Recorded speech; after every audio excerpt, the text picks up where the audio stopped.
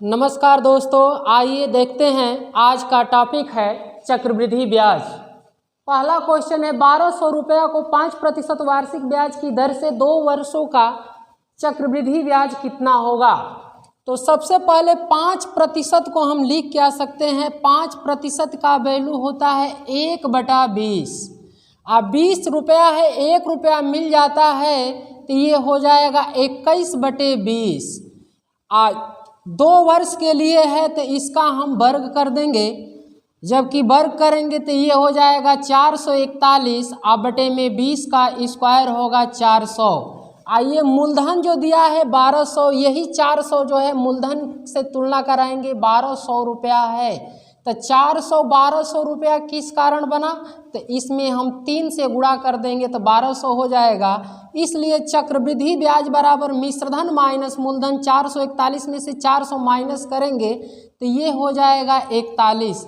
41 में हम 3 से गुणा कर देंगे, इसका आंसर हो जाएगा 123 रुपया। इसका ऑप्शन नंबर सी सही है। दूसरा क्वेश्चन है 1500 रुपया को 10% वार्षिक ब्याज की दर से 2 वर्षों का चक्रवृद्धि ब्याज कितना होगा। ये दर जो है आपका 10% है। 10% का मान होगा 1/10। 10 में 1 रुपया की वृद्धि हो जाएगी तो 11/10। ये जो है 2 वर्ष के लिए है तो इसका वर्ग करेंगे तो 121 बटा में ये 100 आएगा। 100 का मतलब है मूलधन आपका ये 1500 दिया हुआ है। 100 में किसका गुणा करेंगे कि 1500 हो जाएगा, तो हम 15 का गुणा कर देंगे, ये 1500 हो जाएगा। ब्याज अगर CI कहे तो 121 में से 100 को कम कर देंगे तो 21 होगा। 21 में हम 15 का गुणा कर देंगे तो 15 कम 15 को 5, 15 दूना 30 और 1 31, जबकि ये 315 रुपया इसका आंसर हो जाएगा। 10,000 रुपया को 10% वार्षिक ब्याज की दर से 3 वर्षों का चक्रवृद्धि ब्याज कितना होगा। तो 10% है तो 10% का मतलब होगा 1/10। जबकि 1/10, 10 में 1 मिला देंगे 11/10। समय जो है 3 वर्ष के लिए कह रहा है तो इसका हम क्यूब कर देंगे तो 11 का क्यूब हो जाएगा 1331 और 10 का क्यूब होगा 1000। ये 1000 का मतलब दिया है 10,000। इसका मतलब 1000 का मतलब 10 है तो 1000 में किसका गुणा किया गया है, 10 का गुणा किया गया है तो ये 10,000 हो गया है। ब्याज क्या होगा, 1331 में से 1000 निकाल देंगे तो 1331 में से 1000 माइनस कर देंगे तो ये 331 बचेगा। इसमें हम 10 का गुणा कर देंगे तो यही ब्याज होगा 3310। तो आपका ऑप्शन नंबर हो जाएगा बी सही। 4 नंबर क्वेश्चन है 8000 रुपया को 5% वार्षिक ब्याज की दर से 3 वर्षों का चक्रवृद्धि ब्याज कितना होगा। तो 5% यहाँ दिया हुआ है। 5% की वैल्यू होगा 1/20। 20 में 1 मिलाएंगे 21/20 होगा। जबकि ये 3 वर्ष के लिए दिया है तो 3 घात लगा देंगे। 21 का क्यूब होगा 9261 बटे में 20 का क्यूब होगा ये 8000। 20 का क्यूब होगा 8000। ये 8000 का मतलब है 8000 का मतलब है 8001 का। तो इसमें सिर्फ अंतर कितना हो जाएगा, 9261 में से 8000, 9000 में से 8000 माइनस करेंगे तो 1000 और 261 ही है तो ये 1261 रुपया यही आपका CI हो जाएगा, जो कि पहला ऑप्शन सही है। अगला क्वेश्चन है 5 नंबर कि 2500 रुपया पर 2 वर्ष के लिए 4% वार्षिक ब्याज की दर से चक्रवृद्धि ब्याज और साधारण ब्याज में अंतर है।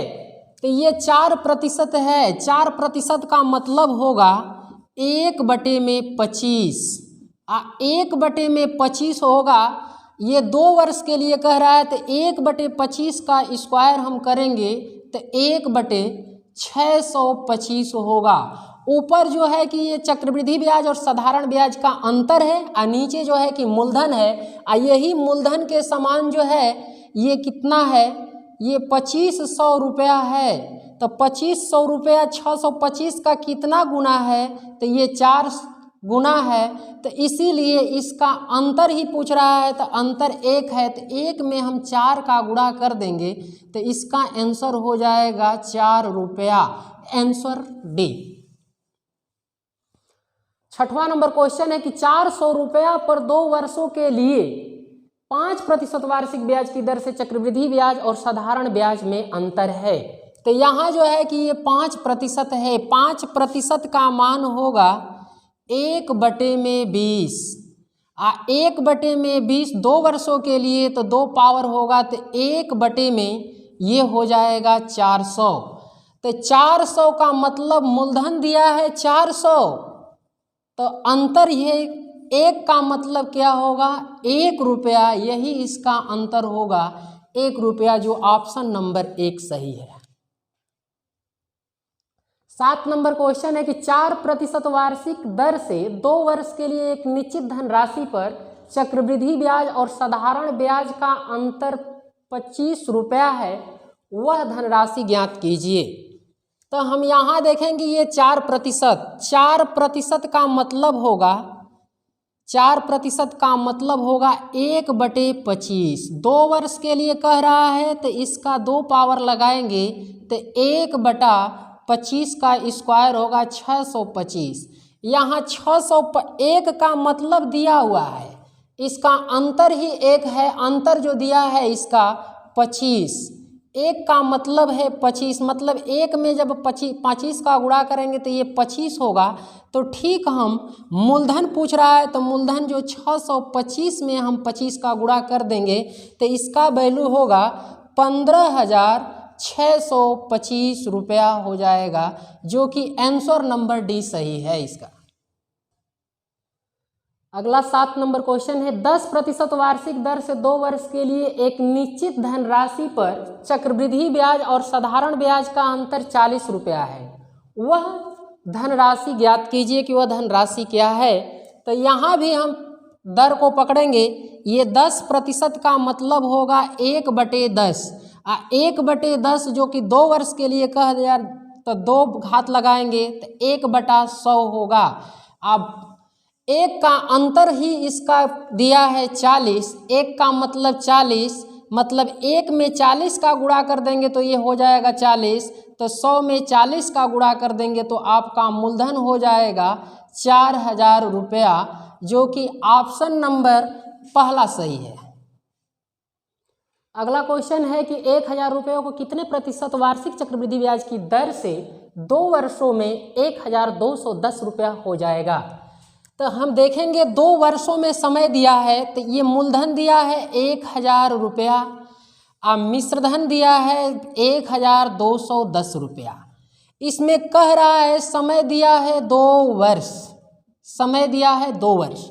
इसमें से 1 0 से हम 1 0 को क्रॉस कर देंगे। 2 वर्ष का मतलब यही देखेंगे कि ये किसका 100 वर्ग है, तो ये है 10 का वर्ग, और ये 121 किसका वर्ग है, तो ये 11 का वर्ग। 2 वर्ष से हम 2 वर्ष को हटा देंगे तो 11 रुपया हो गया, हमारा 10 रुपया था 11 रुपया हो गया, इसका मतलब 1 रुपया बढ़ गया। कौन सा बढ़ा, 10 रुपया। अब प्रतिशत निकालने के लिए हम 100% से गुणा कर देंगे, तो 1 0 से 1 0 कटा देंगे, जबकि मान इसका आएगा 10% की दर आएगा। बी ऑप्शन सही होगा। अगला क्वेश्चन देखेंगे 4000 रुपया को कितने प्रतिशत वार्षिक चक्रवृद्धि ब्याज की दर से 2 वर्षों में 5290 रुपया हो जाएगा, तो वो दर क्या है। तो हमारा प्रिंसिपल दिया हुआ है 4000 रुपया, अमाउंट दिया हुआ है 5290 रुपया, समय दिया है यहाँ टी, ये 2 वर्ष, समय दिया है 2 वर्ष। यहाँ दोनों का रेशियो देखेंगे तो 1 0 से 1 0 निकल गया। ये 400 किसका वर्ग है, तो हम कहेंगे कि 20 का वर्ग है। 529 किसका वर्ग है, तो हम कहेंगे कि ये 23 का वर्ग है। जबकि यही देखेंगे 2 वर्ष तो 2 घात लगा हुआ है, तो 2 वर्ष से अगर इसको हटा देते हैं तो 20 जो है कि कितना रुपया हो जा रहा है, 23 रुपया हो जा रहा है। तो परसेंटेज पूछ रहा है, परसेंटेज बनाने के लिए हम इसमें 5 का गुणा कर देंगे तो ये 100 बन जाएगा। यही परसेंटेज पूछ रहा है तो इसमें भी 5 का गुणा कर देंगे तो इसका मान 115 होगा। तो परसेंटेज मतलब 100 पे कितना बढ़ गया, तो ये डायरेक्ट आप कह सकते हैं कि 15% की वृद्धि हो गया, तो ये दर आ गया 15%। आते हैं अगले क्वेश्चन पे। कोई धन चक्रवृद्धि ब्याज की दर से 15 वर्ष में 2 गुनी हो जाती है, कितने वर्षों में 8 गुनी हो जाएगी? इसमें वर्ष और गुना गुनी कहा है, तो एक तरफ हम लिखेंगे वर्ष और एक तरफ लिखेंगे गुना।